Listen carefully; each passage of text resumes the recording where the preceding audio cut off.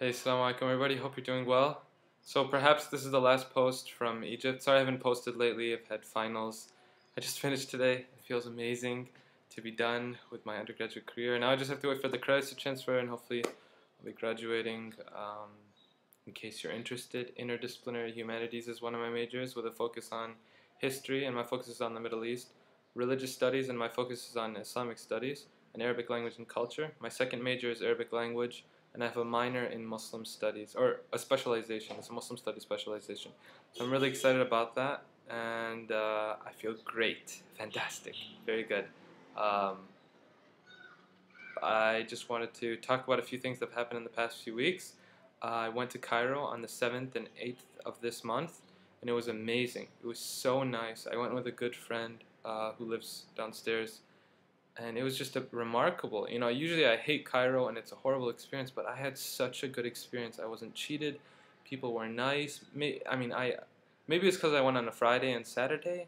Maybe it was the time of the year. Maybe it was the places I went to, but it was just really good. And again, you know, it's just every time I have these experiences, my whole stereotype just gets broken down. So I was really happy about that. The reason I went there was to visit some masajid, or Muslim houses of worship, that are historical. I wanted to visit some, what's it called? Kana'is churches.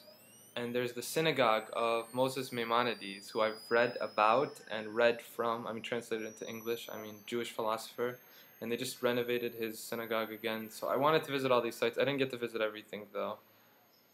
Just a few interesting things, you know, things I'm gonna miss that I don't know if I'll see in another place. Now you have the metro, which is just amazing. It looks really high tech and stuff, and it seems pretty efficient. And I get on the metro from the train ride in Mahatat Ramses, and it's this guy walk into the metro. And first I'm like, this guy looks like a white guy, maybe a convert to Islam, who's wearing a long, flowing cloth. It's called a thawb, or it has many different names, but we'll just call it a thawb here. You know, wearing the hat and everything, and walking with a cane. And I was like, but it turned out he was an albino. There's a lot of albinos there. Oh, sorry. See, I don't know if I'm gonna miss that or not. The guy in the background right now, down on my street, screaming for something. I can't understand. I can't understand him, but it's something to do with fruit that he's selling, or he's taking broken refrigerators and selling stuff. I don't know, but I don't know if I'm gonna miss that. You know, the quiet. One girl in my program. Oh, I know. I'm sorry if I said this already. One girl from my program is from the Midwest as well, and she said when she visited her family during winter break, she couldn't sleep at night because it was too calm. I found that very interesting. You know, is that really possible for to happen to me? Because it's very quiet in my neighborhood too in the Midwest. So, guys walking into the metro, and then I just see him put his arm around another, you know, a younger kid, and he's like, you know, his arm is like around, and so he has his cheek, and he's like, hey, hey, hey, hey, wake up. And this kid is just sleeping. He's dead tired. He must be 13, 14. He just looked dead tired or drugged out or something. It was not normal. And he's like, wake up. And then the guy in front of him, just a hilarious guy. Just awesome guy. I really liked him. He's 23. He's like, get up, man. Maybe you missed your stop. What stop are you? They were like waking up because they're like genuinely concerned that he missed his stop. And they're like, get up, come on. And he's like, where are you going? Where are you going? This guy was so tired, he would like wake up and then go back to sleep, and then wake up and then go back to sleep. He looked like he hadn't slept in 2 days or something. Or maybe he had some sort of disease, or maybe he was taking drugs. I don't know, but he was just very exhausted. And the guy got him up, and he's like, come on, stand up, let's go, let's go, let's go. And they both worked together, and they found out what his stop was, and they're like, look, you get off on the next stop and then turn around. He's like, ask the officer over there, he'll help you. I just thought it was so interesting. I was like, would that happen? If we saw someone sleeping on a bus in Detroit, Michigan, or in East Lansing, would someone wake them up and be like, hey, you know, you fell asleep, and I'm genuinely concerned that you get your stop. It's very interesting, and I don't know that I would see that. It's different. We got to Masjid Rifai and Sultan Hassan. It was so awesome. It's free for Muslims because they're both places of worship, so if you're coming in to pray. And then it's £25 to visit each of those for non-Muslims, which I thought was interesting. There's a difference there. And I can't recall all the masajid we visited. We visited Sayyida Zainab. We visited Al-Azhar, of course. I heard an awesome lecture there before Maghrib prayer. It just, you know, I mean, just stuff about Arabic grammar that I've never heard before, and stuff about certain ayahs or verses from the Quran that I never heard before. I'm just awesome.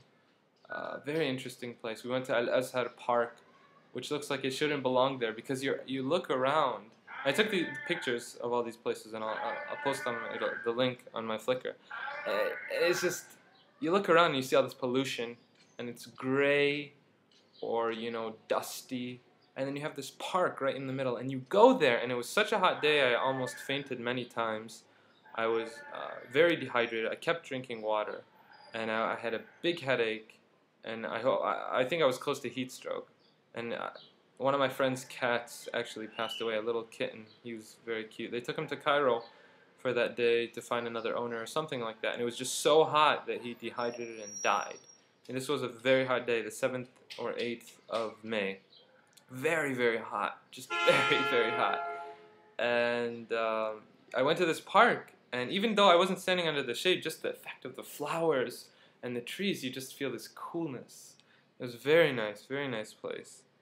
And I went to Sayyid Hassan or Hussein, now I can't remember.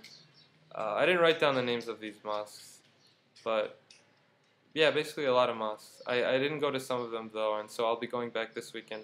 I tried to go last weekend, but guess what? My back injury randomly started again on last Thursday, and I was supposed to leave on Friday, and I was supposed to see like 4 or 5 different people.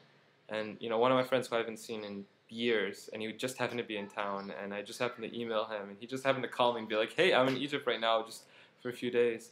So I missed out on those, but there's probably a reason for it. So alhamdulillah, my back's feeling better now. I put the mattress on the floor. Very bad angle. Whatever, I'm sleeping on the floor, and this is my new room. I don't know if I've shown you it already, but this was a former roommate's room. And so, alhamdulillah, I'll be going this weekend, i.e. 2 days from now, drop off some books so that my lovely brother-in-law, if he's seeing this, and I love him very much, is taking back some stuff from me, and then I'm leaving Monday morning, inshallah. So just wrapping things up, our going away party is tomorrow.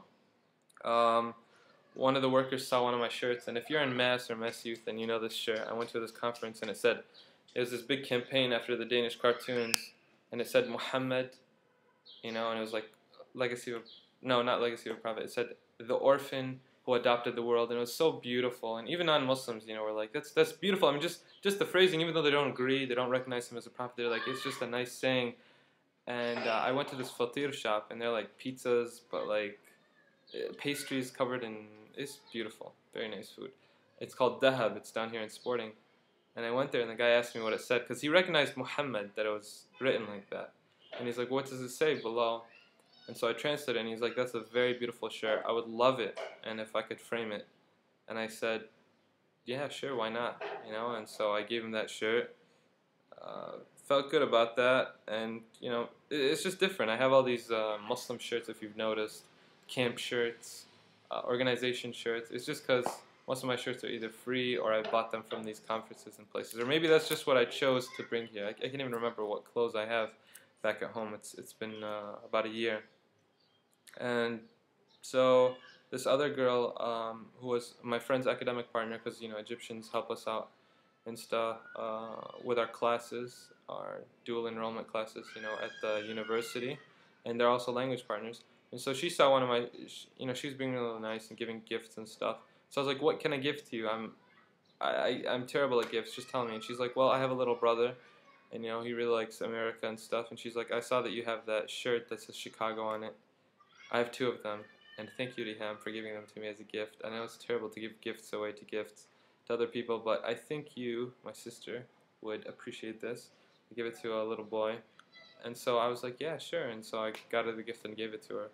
And an interesting thing is that she told me, she's like, make sure you don't let people see you giving me this gift or me giving you gifts.